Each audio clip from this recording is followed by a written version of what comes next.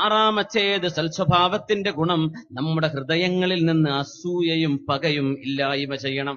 ഇപ്പൊ ഡിലീറ്റ് ചെയ്യണം. ഫോർമാറ്റ് ചെയ്യാന്നൊക്കെ പറയില്ല നമ്മള്. ഈ നേരത്ത് അസൂയ, മറ്റോ നന്നാവുന്നത് അസൂയ. ഒരാൾക്കൊരു അള്ളാഹു ഗുണം ചെയ്ത അതിൽ കണ്ടുകൂടായ്മ. ഒരുത്തന്റെ വീട് തന്നെക്കാളൊന്ന് ഉഷാറായി പോയാ പിന്നെ അവൻ പറഞ്ഞെടുത്ത വട്ടിപ്പലിശയാണല്ലോ, അറിയില്ലട്ടോ. ഈ അറിയാത്ത പിന്നെ എന്തിനാ പറയണേ? വെറുതെ അങ്ങ് പറയാം, എന്തെങ്കിലും പറഞ്ഞുണ്ടാക്കുക. മനുഷ്യന്മാരെ ഇകഴ്ച അസൂയുണ്ട്, വേറൊന്നുമല്ല. എന്നെക്കാള് 2 വള ഏറെ ഓലിട്ട് വന്നിടണേ, പിന്നെ അവളെ അമ്മായിമാന്റെ അടിച്ചു മാറ്റിയിട്ടുണ്ടെന്ന് കൊണ്ടൊരു കഥ ഉണ്ട്, അതൊക്കെ ആണാവോ? വെറുതെ പറയാം.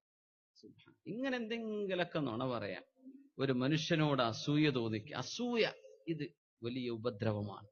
അത് എല്ലാവരും ഖൽബിന്ന് ഒഴിവാക്കിയെങ്കിൽ മാത്രമേ സ്വർഗത്ത് കടക്കാൻ പറ്റുള്ളൂ. അല്ലാഹു തൗഫീഖ് തരട്ടെ. ഖൽബിനെ ശുദ്ധിയാക്കണം.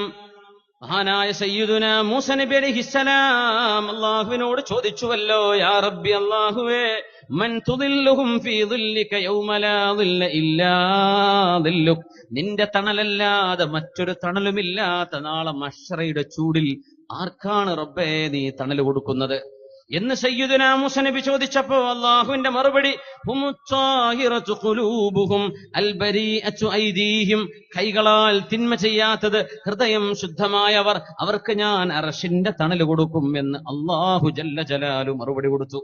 അർശിന്റെ തണൽ കിട്ടാൻ അതൊരു കാരണമാണ്. ഖൽബ് ശുദ്ധിയായിട്ട്, ആരോടും പക വേണ്ട, ദേഷ്യം വേണ്ട. എന്താ ചെയ്യ? പക ഉണ്ടാക്കാൻ പറഞ്ഞെടുക്കുന്ന ഒരവസ്ഥ. പിന്നെ എന്താ പക ഉണ്ടാക്കാൻ വേണ്ടി പറയാൻ? പക ഉണ്ടാക്കരുത്, നമ്മൾ ഒഴിവാക്കുക ഖൽബിൽ നിന്ന്. അല്ലാഹുക്ക് ഇഷ്ടല്ല, പിന്നെ എന്തിനാ? മഹാനായ സയ്യിദുനാ ആദം നബി അലൈഹിസ്സലാമിനോട് അസൂയ തോന്നിയത് കൊണ്ടല്ലേ ഇബ്ലീസിന് സുജൂദ് ചെയ്യാൻ കഴിയാതെ പോയത്? അസൂയല്ലേ അത്? ഞാനോ എന്ത് ചിന്തിച്ചു? പോയിക്കോ ഇബ്ലീസ്, ഇവിടുന്ന് പോ. ഫഇന്നക റജീം, യു ആർ കഴ്സ്ഡ്, നീ ശപിക്കപ്പെട്ടവനാണ്, പൊയ്ക്കോ. അസൂയുള്ള മനസ്സുകൊണ്ട് ഇവിടെ വേണ്ട എന്ന് അള്ളാഹു ഇറക്കി വിട്ടു. അള്ളാഹു നമ്മുടെ ഹൃദയം നന്നാക്കി തരട്ടെ.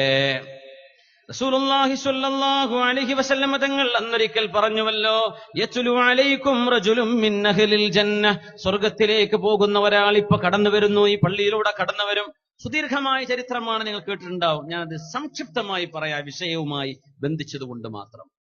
സ്വഹാബത്തിന് നബി ക്ലാസ് എടുക്കുന്നു. തങ്ങൾ പറഞ്ഞു, ഇത് ഇപ്പോ ഇടത്തെ കയ്യിൽ ചെരുപ്പും പിടിച്ച് വുളൂവിന്റെ വെള്ളം താടിയിലൂടെ ഉറ്റിയിട്ട് ഒരു മനുഷ്യൻ വരും കേട്ടോ, അയാൾ സ്വർഗത്തിലേക്ക് പോകുന്ന ആളാണ്. എല്ലാവരും ഇങ്ങനെ നോക്കുന്നു. അബ്ദുല്ലാഹി ഇബ്നു അംർ ഇബ്നു ആസ് റളിയല്ലാഹു അൻഹു പറയാം, ഞാൻ ഇടയ്ക്ക് ഇങ്ങനെ ബാക്കിക്ക് നോക്കുന്നുണ്ട്, ആരാണ് ആൾ വരുന്നത്. നോക്കുമ്പോൾ ഒരാൾ വന്നു. അവിടെ വന്നിരുന്നു, അയാൾ കേട്ടുപോയി. അയാൾ അറിഞ്ഞിട്ടില്ല നബി തങ്ങൾ അദ്ദേഹത്തെ കുറിച്ച് ഇങ്ങനെ പറഞ്ഞു. 2ാമത്തെ ദിവസം തങ്ങൾ അത് തന്നെ പറഞ്ഞു, സ്വർഗത്തിലേക്ക് പോകുന്ന ഒരാൾ വരാൻ പോകുന്നുണ്ട്, ഇപ്പൊ വരും. കയ്യിൽ ചെരുപ്പും പിടിച്ചിട്ട് താടിയിലൂടെ വുളൂഇന്റെ വെള്ളവുമായി ഇപ്പൊ വരും. ഒരാൾ വന്നോട്, അതേ ഇന്നലെ വന്ന അതേ ആൾ 3 ദിവസം വന്നു.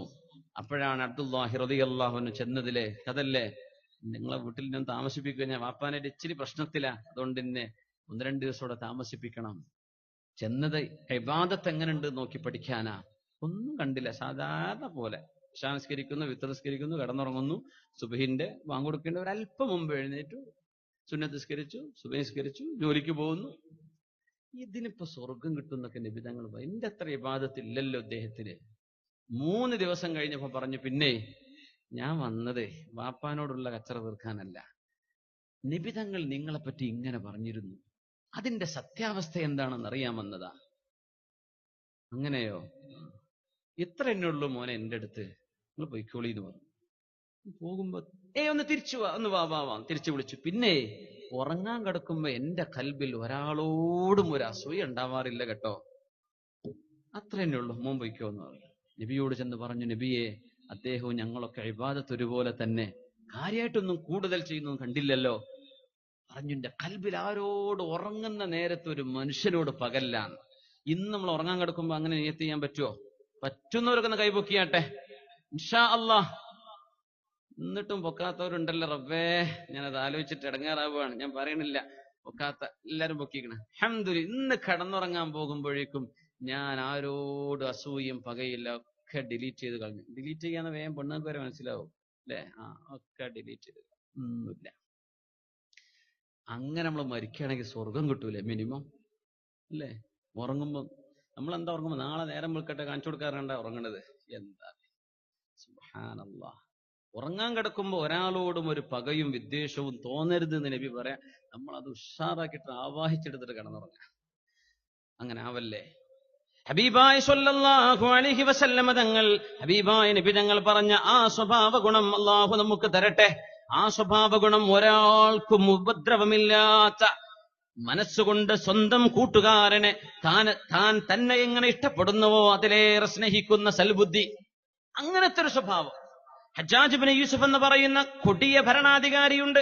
സഫാക്ക്, ബ്ലഡ്, രക്തം ചിന്തുന്ന ആളായിരുന്നു. അദ്ദേഹത്തിന് ഇഷ്ടപ്പെട്ടില്ലേ തലവെട്ടാൻ വേണ്ടി പറയും. അങ്ങനത്തെ ഒരു ഭരണാധികാരി ഇറാഖിൽ കഴിഞ്ഞു പോയിട്ടുണ്ട്. ഹജ്ജാജ് ഇബ്നു യൂസുഫ് സഖഫി എന്ന് പറയുന്ന മനുഷ്യൻ. ഉമർ തങ്ങളൊക്കെ ദുആയിരുന്നിട്ടുണ്ട്. ഉമർ തങ്ങൾ ഒരാളെ ഇറാഖിലേക്ക് നിയമിച്ചപ്പോ ഇറാഖുകാര് ആ മനുഷ്യനെ ഇടങ്ങേറാക്കുകയും ബുദ്ധിമുട്ടാക്കുകയും ചെയ്തപ്പോ ഉമർ തങ്ങൾ ദുആ ചെയ്തു, അല്ലാഹുവേ അല്ലാഹുവേ അല്ലാഹുവേ അല്ലാഹുവേ, ഞാൻ നിയമിച്ച എന്റെ ഒരു ആമിലിനെ അവർ ഉപദ്രവിച്ചിട്ടുണ്ട് റബ്ബേ. അല്ലാഹുമ്മ സല്ലിത് അലൈഹിം ഗുലാമൻ മിൻ ബനി സഖീഫ്, ബനൂ സഖീഫിലെ ആ ഒരു ചെറുപ്പക്കാരനെ നീ അവരുടെ മേൽ അധികാരം കൊടുക്കു റബ്ബേ. ഇറാഖിൽ അധികാരിയായി സഖീഫ് ഗോത്രത്തിന്റെ ചെറുപ്പക്കാരനെ നീ നിയമിക്കണം തമ്പുരാനെ. ലാ യർഹമു അലാ മുഹ്സിനിഹിം, അവരിലെ നന്മ ചെയ്ത ആളുകൾക്ക് ഒരു കരുണയും ചെയ്യാതെയും, വലാ യതജാവസു അൻ മുസീഇഹിം, തിന്മ ചെയ്യുന്നവർക്ക് ഒരു വിട്ടുവീഴ്ചയും ചെയ്യാത്ത ക്രൂരനായ ബനൂ സഖീഫിന്റെ ഒരു ചെറുപ്പക്കാരനെ അവർക്ക് മേൽ അധികാരിയാക്കി കൊടുക്കണേ പടച്ചവനെ എന്ന് ദുആ ചെയ്തു. ആ ദുആന്റെ ഉത്തരമാണ് ഹജ്ജാജ് ഇബ്നു യൂസുഫ്. ഈ ദുആ ഉമർ തങ്ങൾ ചെയ്തപ്പോ ഹജ്ജാജ് ഇബ്നു യൂസുഫ് ജനിച്ചിട്ടില്ല എന്നതാണ് ചരിത്രം. ഇങ്ങനെ മഹാനവറുകൾ ദുആ ചെയ്തു, ബനൂ സഖീഫിന്റെ ആ ഒരു ചെറുപ്പക്കാരനെ ഇറാഖിന്റെ അധികാരിയാക്കണം. എന്റെ സജ്ജനങ്ങളായ എന്റെ ഉദ്യോഗസ്ഥന്മാരോട് മോശമായി പെരുമാറി അവർക്ക് റബ്ബേ നിന്റെ ദീനിന്റെ നിയമങ്ങൾ വലിച്ചെറിഞ്ഞവർക്ക് ഒരു കാരുണ്യമില്ലാത്ത മനുഷ്യനെ നീ ശിക്ഷയാക്കി കൊടുക്ക്. ഉമർ റളിയല്ലാഹു അൻഹു വളരെ വിഷമിച്ചു പോയിട്ടുണ്ട്. അതിന്റെ ഉത്തരമാണ് അത്രേ ഹജ്ജാജ് ഇബ്നു യൂസുഫ്. അത് മാത്രല്ല, ഉസ്മാൻ ഇബ്നു അഫ്ഫാൻ റളിയല്ലാഹു അൻഹു ഖുർആൻ ഓതുമ്പോൾ വധിക്കപ്പെട്ട സ്വഹാബിയാണ്. നബിയുടെ ഖലീഫയാണ്, നബിയുടെ പുതിയാപ്പിളയാണ്, 2 മക്കളെ കല്യാണം കഴിച്ചവരാണ്. നബിയുടെ 2 പെൺമക്കളെ ഉമ്മു കുൽസൂം, റുഖയ്യ റളിയല്ലാഹു അൻഹുമ. ആ പുതിയാപ്പിളയെ, ഹബീബിന്റെ സുഹാബിയെ മലക്കുകൾ പോലും നാണിക്കുമായിരുന്നു എന്ന് പറഞ്ഞ നാണമുണ്ടായിരുന്ന ഉസ്മാൻ തങ്ങളെ ഖുർആൻ ഓതുമ്പോൾ വധിച്ച അന്നത്തെ രാഷ്ട്രീയക്കാർ, അവരെ മുഴുവൻ ഒന്നൊന്നായി കൊന്നുകളഞ്ഞത് ഹജ്ജാജ് ഇബ്നു യൂസുഫാണ്. ഒന്ന് ചീഞ്ഞ ഒന്നിന് ഗുണം എന്ന് പറഞ്ഞ പോലെ ഹജ്ജാജ് ഇബ്നു യൂസുഫിനെ കൊണ്ട് ഉപദ്രവം ഉണ്ടായിട്ടുണ്ട്. ഉസ്മാൻ തങ്ങളുടെ ഘാതകർ മുഴുവനും വധിക്കപ്പെടുന്നത് ഹജ്ജാജ് ഇബ്നു യൂസുഫിന്റെ കയ്യാണ്. ഇരിക്കട്ടെ, ഹജ്ജാജ് ഇബ്നു യൂസുഫിന് അന്നത്തെ ഒരു ആലിമിനോട് വല്ലാത്ത ദേഷ്യമുണ്ട്. ഇബ്രാഹിം അൻ-നഖഈ റളിയല്ലാഹു അൻഹു, പ്രഗൽഭനായ ആലിമാൻ. ഇബ്രാഹിം അൻ-നഖഈയെ കിട്ടിയാൽ ഞാൻ കൊല്ലും എന്ന് പറഞ്ഞ് ഇബ്രാഹിം അൻ-നഖഈയെ പിടിക്കാൻ പോലീസുകാരെ പറഞ്ഞയക്കുന്നു ബഗ്ദാദിലൂടെ.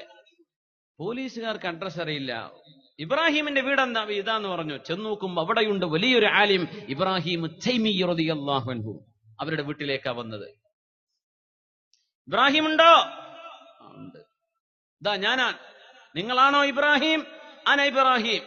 ഇവിടെ ഇബ്രാഹിം തൈമി എന്ന ഈ മഹാൻ അറിയാം ഇവരുദ്ദേശിച്ചു വരുന്നത് എന്നെയല്ല. ഇവരുദ്ദേശിച്ചു വരുന്നത് ഇബ്രാഹിം അൻ-നഖഈ എന്ന് പറയുന്ന മഹാപണ്ഡിതനെയാണ്. പക്ഷേ കൊലപാതകത്തിന് കൊണ്ടുപോകാൻ കാബാലികന്മാർക്ക് മഹാനായ പണ്ഡിതനെ ഞാൻ വിട്ടുകൊടുക്കൂല. മഹാനവൾ പറഞ്ഞു, ഞാൻ തന്നെയാണത്. പാസ്പോർട്ട് അന്വേഷിക്കാൻ വേണ്ടി വരൂലേ പോലീസുകാർ വീട്ടിക്ക്? നമ്മൾ വൈക്കം തന്നെ ചായ എടുത്തിട്ട് പറഞ്ഞേക്കൂല്ലേ? എന്ത് കുഴപ്പമില്ല. അന്വേഷണം വന്നു, ഇത് കൊല ചെയ്യാൻ കൊണ്ടുപോവാണ്. നിങ്ങളാണോ അതെ ഞാനാണ്. ഇബ്രാഹിം തൈമിയാണ് ഈ പറയുന്നത് ഇബ്രാഹിം അൻ-നഖഈ ആണെന്ന്. അവരുദ്ദേശിച്ചത് ഇബ്രാഹിം അൻ-നഖഈയാണ്. നിങ്ങൾ ഇബ്രാഹിമാണോ? അതെ ഞാൻ തന്നെയാണ്. എന്നാ വാന്ന് പറഞ്ഞു കൊണ്ടുപോവാൻ. കൊലപാതകത്തിലേക്ക്, കൊലക്കയറിലേക്ക് കൊണ്ടുപോയി ഇബ്രാഹിം തൈമി എന്ന മഹാനുഭാവനെ ഹജ്ജാജ് ഇബ്നു യൂസുഫിന്റെ കാബാലികന്മാർ ആക്രമിച്ച് മഹാനവറുകളെ വധിച്ചു കളയുന്ന അവസാന സെക്കൻഡിൽ പോലും പറഞ്ഞില്ല, നിങ്ങൾ ഉദ്ദേശിച്ചു വന്നാള് ഞാനല്ല, അത് ഇബ്രാഹിം അൻ-നഖഈയാണ് എന്ന് പറയാതെ ഇബ്രാഹിം അൻ-നഖഈക്ക് വിധിച്ച ശിക്ഷ നിരപരാധിയായ ഇബ്രാഹിം തൈമി അത് ഞാൻ ഏറ്റെടുക്കാമെന്ന് പറഞ്ഞത്. എനിക്ക് എത്ര സംഭവങ്ങൾ. തന്റെ കൂട്ടുകാരൻ രക്ഷപ്പെടുത്താൻ വേണ്ടി, ഒരു ആലിമിനെ രക്ഷപ്പെടുത്താൻ വേണ്ടി ഏറ്റവും വലിയ മഹിതമായ മാതൃക കാണിച്ചു പോയ യാ ഇബ്രാഹിം തൈമി, എന്തോ ഒരു മാതൃകയാണ് നിങ്ങൾ കാണിച്ചു വെച്ചത്. ഞാനല്ല അത്, നിങ്ങൾ ഉദ്ദേശിച്ച ആളെ വീട് അപ്പുറത്താന്ന് പറയാം, പക്ഷേ കൊല്ലാനാ കൊണ്ട് ഞാൻ മരിച്ചാലും ആ മഹാൻ മരിക്കണ്ട എന്ന് ചിന്തിച്ചു. ഈ സൽസ്വഭാവത്തിന്റെ മാതൃക, അല്ലാഹുവേ അല്ലാഹുവേ ഞങ്ങൾക്ക് നീ സൽസ്വഭാവം നൽകണേ തമ്പുരാനെ. ഭയങ്കര, അതാണ് അവര് നമ്മളെക്കാളും ഏറ്റവും നല്ല കാലഘട്ടത്തിൽ കഴിഞ്ഞു പോയത്. ഖൈറുൽ ഖുറൂൻ. ഇതൊന്നും ചെയ്യാൻ നമ്മളെ കൊണ്ട് കഴിയോ മുഅ്മിനീങ്ങളെ? അല്ലാഹ് صلوا على النبي محمد وآله. اللهم صل على سيدنا محمد وعلى آل سيدنا محمد وبارك وسلم عليه. اللهم صل على سيدنا محمد وعلى آل سيدنا محمد وبارك وسلم عليه. ഒരുപാട് സ്വലാത്ത് നമ്മുടെ ഹബീബിന്റെ ഹളറത്തിലേക്ക് എത്തും. അള്ളാഹു എത്തിച്ചു കൊടുക്കട്ടെ, അവിടുത്തെ അള്ളാഹു സന്തോഷിപ്പിക്കട്ടെ.